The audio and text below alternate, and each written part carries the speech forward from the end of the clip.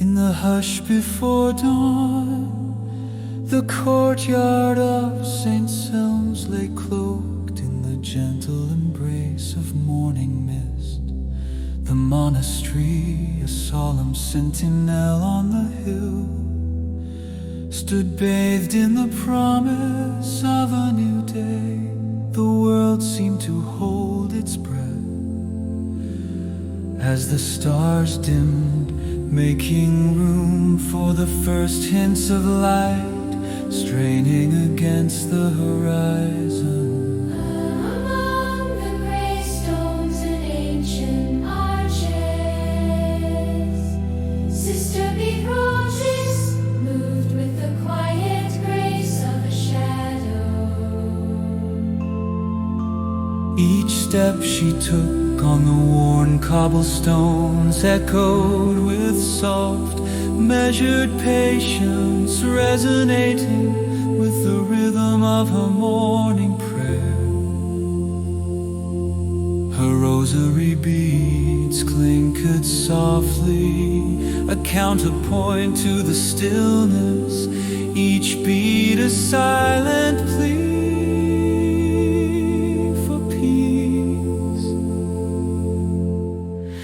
She entered the kitchen, the warmth of the hearth brushed her cheeks. She gathered the day's first loaves, freshly baked, their golden crust still warm to the touch. With a heart lifted by faith alone, she prepared to meet the dawn supplicants, the line of the world's weary souls, drawn to the sanctuary by the bell's gentle call. The call of the bell tower stood proud against the awakening sky, its voice a sonorous herald of hope. As if on cue, the bell song began to weave through the air, its sound a liquid thread of silver calling out to the hungry and the lost. It stirred in their hearts a longing for solace, for bread, both earthly and divine. Sister Beatrice, cloaked in the simplicity of her habit, made her way to the courtyard where the first lines had formed like a river, finding its course.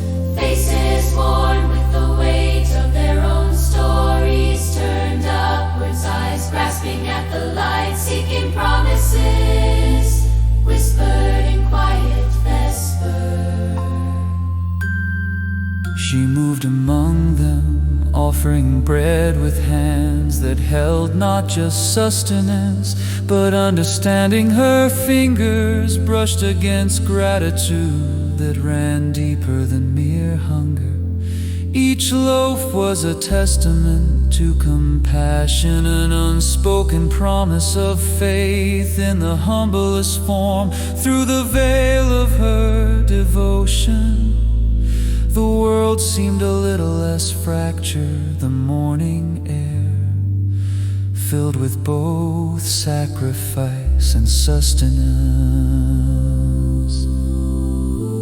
The crowd thinned as the sun began its ascent, painting the sky with strokes of gold and rose. Sister Beatrice lingered, her heart cradled by the sight of the departing figures, each silhouetted against the day's new light. She wondered at the mysteries each carried within, the burdens only partially eased by bread and kindness. In the midst of her reflection, a child appeared, eyes bright with innocence and curiosity. In the child's gaze, Sister Beatrice saw a reflection of hope untouched by the world's wear. The child reached for a loaf, and in that simple exchange, their hands touched. A quiet benediction passed between them. Thank you, the child whispered, voice so small yet so potent with sincerity. Beatrice felt her heart stir. The morning's work crystallizing into something sacred.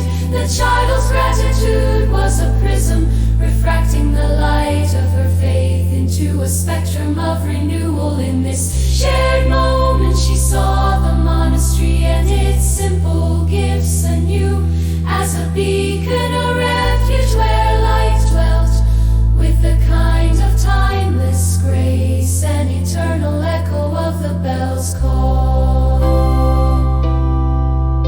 As the last of the morning shadows fled before the sun,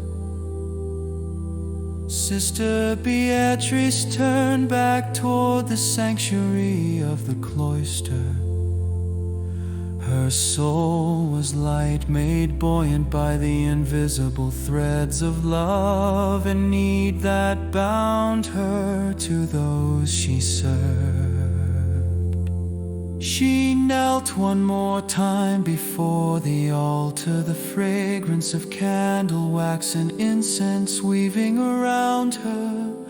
Her heart lifted in silent thanksgiving, lifted by the certainty that, like the bread she shared, her faith was a sustenance that transcended both time and body.